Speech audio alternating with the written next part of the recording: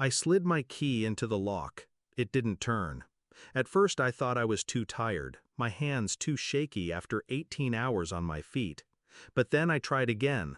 The lock had been changed. The porch light flicked on.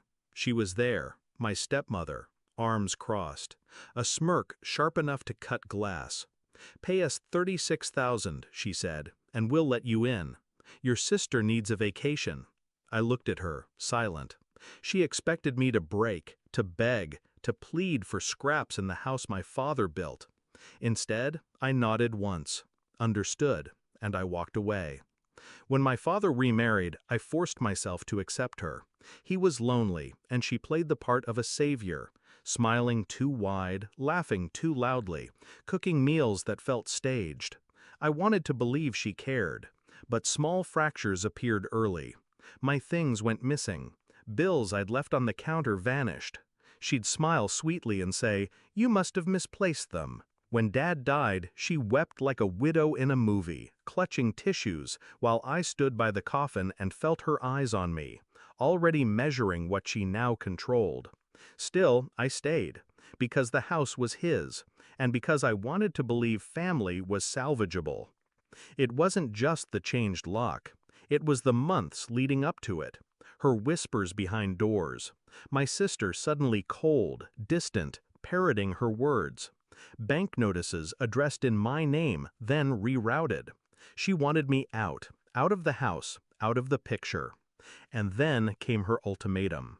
$36,000, dangled like ransom money, for a home I already owned half of. I didn't rage, I didn't cry. I let her think she'd won. That night I sat in my car, parked down the street, my uniform still stained with blood and iodine.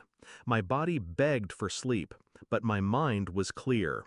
I pulled up the property deed on my phone, half mine, legally untouchable. I scrolled through bank records, payments she'd been making with Dad's estate money, not for bills, for cruises, spas, luxuries, all traceable, all taxable. She thought she'd trapped me, but all she'd done was give me leverage. The plan. I drafted one letter, just one, calm, precise, a scalpel, not a hammer. Inside, I listed everything: her unauthorized withdrawals, tax evasion trails, property fraud implications, the penalties, prison time in black and white. I didn't threaten, I didn't scream, I only stated facts. And at the bottom, I added one line. By noon tomorrow, transfer sole ownership of the house to me. Sign it, and I'll bury this. Refuse, and the IRS won't. At dawn, I slipped the envelope under the front door. By morning, her shriek split the neighborhood. Windows flew open. Neighbors peered out, curious, then alarmed. I stood on the sidewalk, sipping coffee, watching the show.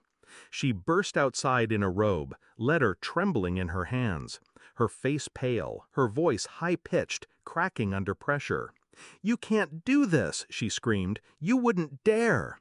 But her eyes betrayed her. She knew I already had. Within hours, her calls flooded my phone, first pleading, then bargaining, then threatening. I didn't answer. By noon, I got the notification. The transfer was complete. The house was mine, entirely mine. That night, I unlocked the door with my new key. It turned smoothly. The air inside smelled the same, old wood, faint detergent, but it felt different, lighter, mine again. Her absence was louder than her presence had ever been. She wanted to sell me my own bloodline, to auction off my father's legacy for a vacation fund. She thought I'd fold. Instead, I made her choke on her own greed. I didn't need to raise my voice, didn't need to fight. I just reminded her of the truth she'd buried under arrogance. I am my father's child, and this house will never belong to thieves. So when I tell you I walked away that night and said only one word, understood, what I meant was, your game is over. Mine has just begun.